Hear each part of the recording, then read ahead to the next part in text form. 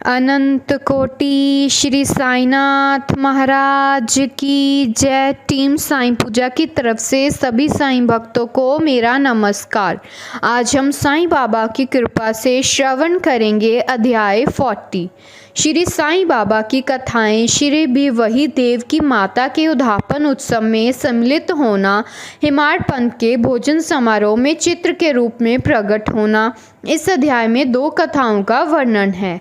बाबा किस प्रकार श्रीमान देव की मां के यहाँ उद्यापन में सम्मिलित हुए और बाबा किस प्रकार होली त्योहार के भोजन समारोह के अवसर पर भांदरा में हिमाड़ पंथ के गृह पधारे।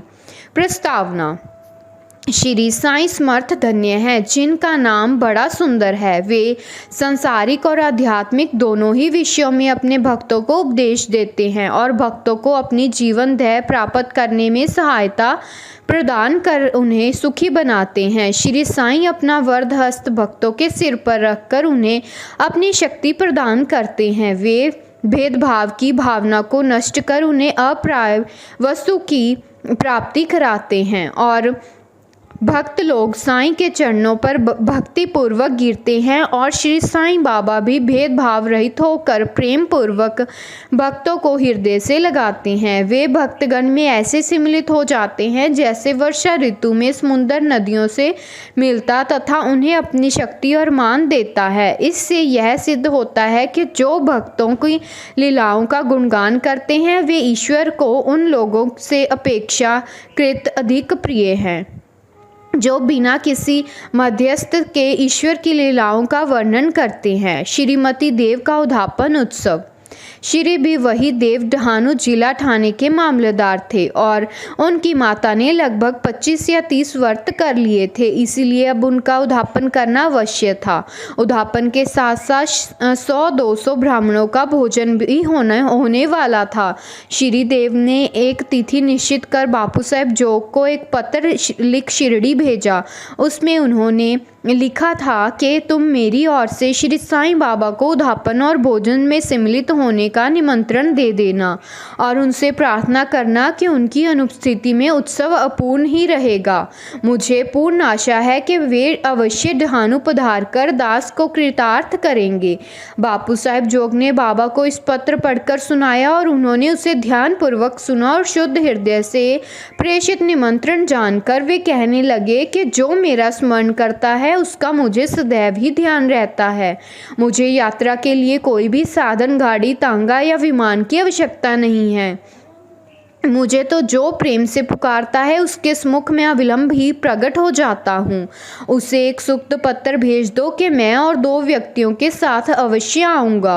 और जो कुछ बाबा ने कहा था जोग ने श्री देव को पत्र में लिखकर भेज दिया।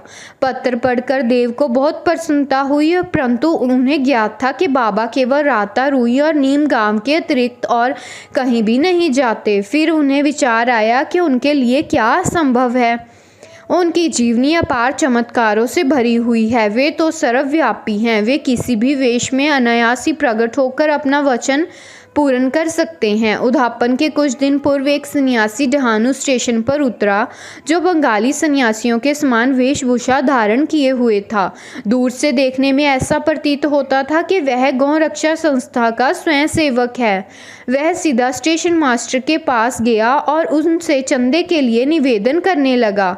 स्टेशन मास्टर ने उन्हें सलाह दी कि तुम यहाँ के मामलेदार के पास जाओ और उनकी सहायता से ही तुम यथेष्ट चंदा प्राप्त कर सकोगे। ठीक उसी समय मामलेदार भी वहाँ पहुँच गए। तब स्टेशन मास्टर ने सन्यासी का परिचय उनसे कराया और वे दोनों स्टेशन के प्लेटफॉर्म पर बैठे वार्तालाप कर रहे थे।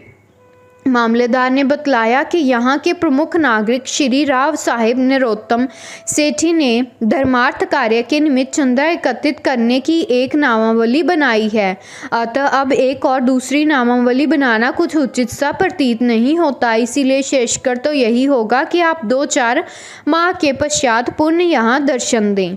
यह सुनकर सन्यासी वहां से चला गया और एक माह पश्चात श्री देव के घर के सामने तांगे से उतरा। तब उसे देखकर देव ने मन ही मन सोचा कि यह चंदा मांगने ही आया है। उसने श्री देव को कार्यवस्थ देखकर उनसे कहा कि श्रीमान, मैं चंदे के निमित्त नहीं वर्ण भोजन करने के लिए यहाँ आया हूँ। देव ने कहा, बहुत आनंद की बात है, आपका सहर्ष स्वागत है। सन्यासी, मेरे साथ 2 और बालक हैं। देव, तो कृपया उन्हें भी साथ ले आइए, भोजन में अभी 2 घंटे का विलंब है। इसीलिए देव ने पूछा, यदि आज्ञा हो तो मैं किसी और को उनको बुलाने भेज दूं? सन्यासी, आप चिंता ना करें, मैं निश्चित समय पर उपस्थित हो जाऊंगा। देव ने उन्हें दोपहर में पधारने की प्रार्थना की। ठीक 12 बजे दोपहर को 3 मूर्तियां वहां पहुंच गई और भोजन में सम्मिलित होकर भोजन करके वहां से चली गई। उत्सव समाप्त होने पर देव ने बापू साहब जोग को पत्र में उलाहना देकर उन्हें बाबा पर वचन भंग करने का आरोप लगाया। जोग वह पत्र लेकर बाबा के पास गए, परंतु पत्र पढ़ने के पूर्व ही बाबा उनसे कहने लगे, अरे, मैंने वहाँ जाने का वचन दिया था तो मैंने उसे धोखा नहीं दिया। उसे सूचित करो कि मैं अन्य 2 व्यक्तियों के साथ भोजन में उपस्थित था, परंतु जब वह मुझे पहचान ही न सका तो निमंत्रण देने का कष्ट ही क्यों उठाया था। उसे लिखो कि उसने सोचा होगा कि वह सन्यासी चंदा मांगने आया है, परंतु क्या मैंने उनका संदेह दूर नहीं किया था कि मैं अन्य 2 व्यक्तियों के साथ भोजन के लिए आऊँगा। क्या वे त्रिमूर्तियाँ ठीक समय पर भोजन में सम्मिलित नहीं हुई? देखो, मैं अपना वचन पूर्ण करने के लिए अपना सर्वस्व निछावर कर दूंगा, मेरे शब्द कभी असत्य न निकलेंगे। इस उत्तर से जोग ने हृदय में बहुत प्रसन्नता हुई और उन्होंने पूर्ण उत्तर लिख कर देव को भेज दिया। जब देव ने उत्तर पढ़ा तो उनकी आंखों से अश्रुधारा प्रवाहित होने लगी। उन्हें अपने आप पर बड़ा क्रोध आ रहा था कि मैंने व्यर्थी बाबा पर दोष आरोपण किया।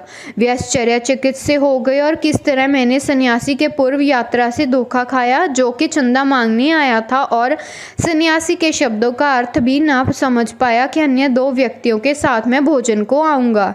इस कथा से विदित होता है कि जब भक्त अनन्य भाव से सद्गुरु की शरण में आता है तभी उसे अनुभव होने लगता है कि उसके सब धार्मिक कृत्य उत्तम प्रकार से चलते और निर्विघ्न समाप्त होते रहते हैं।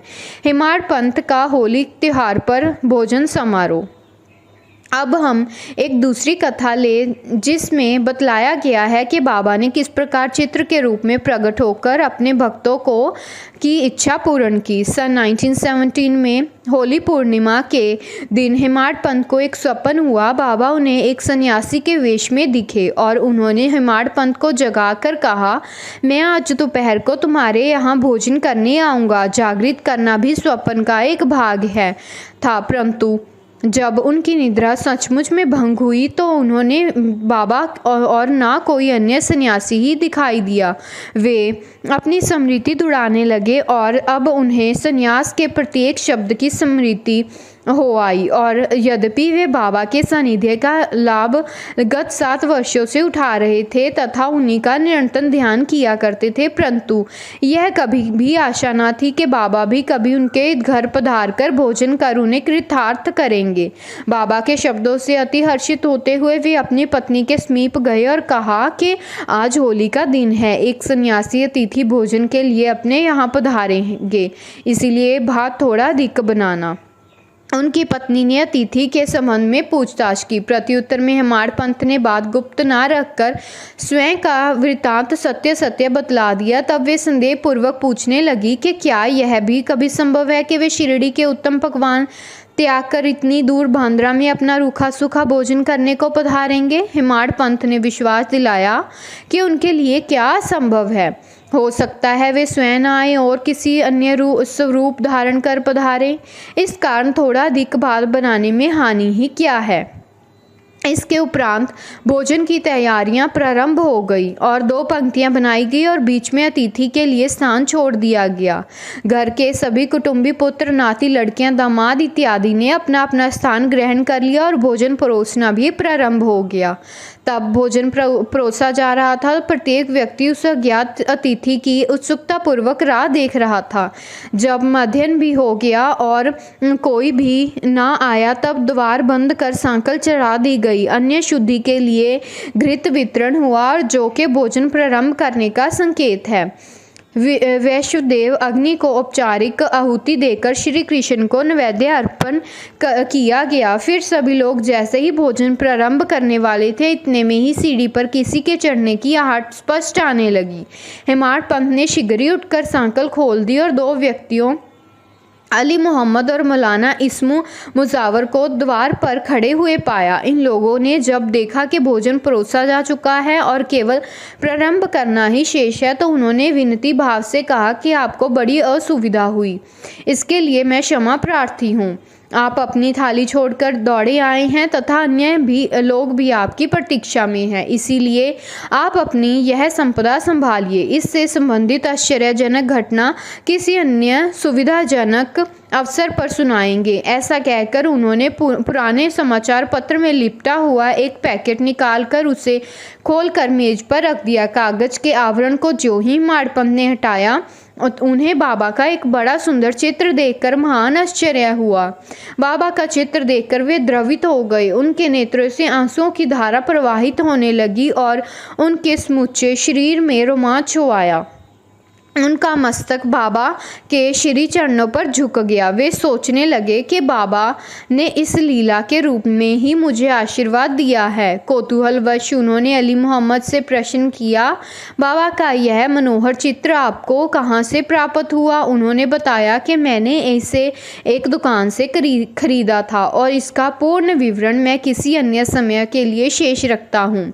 कृपया आप अब भोजन कीजिए, क्योंकि सभी आपकी प्रतीक्षा कर रहे हैं। माड़पंत ने उन्हें धन्यवाद देकर नमस्कार किया और भोजन गृह में आकर अतिथि के स्थान पर चित्र को मध्य में रखा तथा विधिपूर्वक नैवेद्य अर्पण किया। सब लोगों ने ठीक समय पर भोजन प्रारंभ कर दिया। चित्र में बाबा का सुंदर मनोहर रूप देखकर प्रत्येक व्यक्ति को प्रसन्नता होने लगी और इस घटना पर आश्चर्य भी हुआ कि वह सब कैसे घटित हुआ। इस प्रकार बाबा ने हेमाडपंत को स्वप्न में दिए गए अपने वचनों का पूर्ण किया। इस चित्र की कथा का पूर्ण विवरण अर्थात अली मोहम्मद को चित्र कैसे प्राप्त हुआ और किस कारण से उन्होंने उसे लाकर हेमाडपंत को भेंट किया, इसका वर्णन अगले अध्याय में किया जाएगा। ओम श्री सद्गुरु साईनाथम अर्पणवस्तु शिवम भवतु।